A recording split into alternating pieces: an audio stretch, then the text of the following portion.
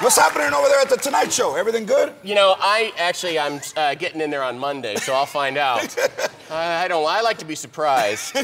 No, it's great. Well, first of all, I want to thank you for how gracious you've been and how great you've been for, welcoming us over here to TBS, and how that means so much to me and Conan, and just, this is a wonderful man. I just want to say that. Thank you. You're welcome. Thank you. Here's the thing about that. I always wanted Conan to come over. So you read things in the press, oh, I wasn't happy. None of that was true. Right. And I would tell people, that's true. I'm happy that he's coming and that you're coming. Because together, we are going to take late night into the future, Andy Richter, and beyond, baby. If you want and to. beyond. All right. And from what I understand, you were so eager to have us come over that you actually sabotaged us at the Tonight Show, didn't you? You were in Jay's ear the whole time. Oh. yeah, we're close. You know, very tight. Why do you think? And this is when the show was over, your version of the Tonight Show. Yeah. People were standing in the rain, and I saw them driving down Lancashire. It was amazing. Holding cocoa banners and really devoted to the show. Why do you think it meant so much to people when it ended? Well,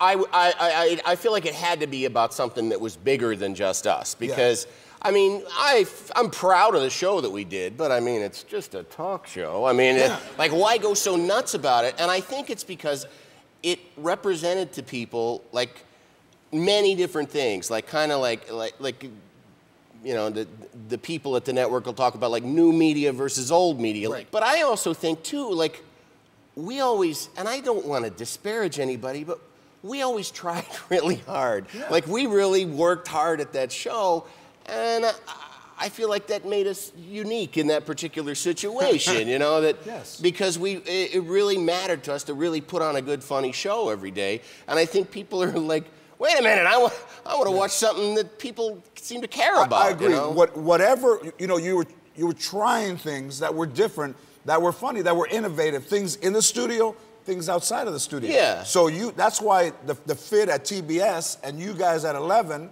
and me at 12 is 2 hours of late night talk that you will not see anywhere on any channel, on TV, anyplace. Right. And now maybe there will be talk shows that actually make people stay awake as opposed to help them go to sleep. That I hope so as well. Yeah. And when your show is over, like when my other show was over, you have your days free. All of a sudden you wake up and you're like, okay, I got. All of a sudden you got a wife that's sick of you real quick. How did you spend your time? Well, I mean, I have a 5-year-old and a 10-year-old, so a 10-year-old boy and a 5-year-old girl. So I got to have kind of a nice summertime with them. Doing lots of driving them around in a minivan, dropping them off at different places.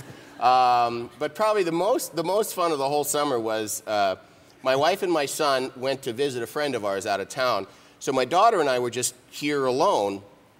And my wife, I would say, like, I decided, but my wife decides, whatever. She said, why don't you take her to Disneyland? And I'm like, because otherwise it would be sort of like, why doesn't she watch me sit on the couch?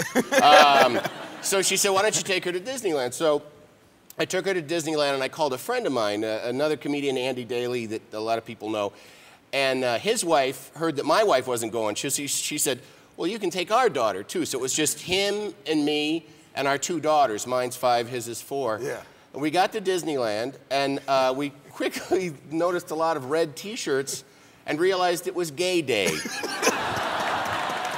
And that here we were, like just 2 single dads with our little daughters walking around.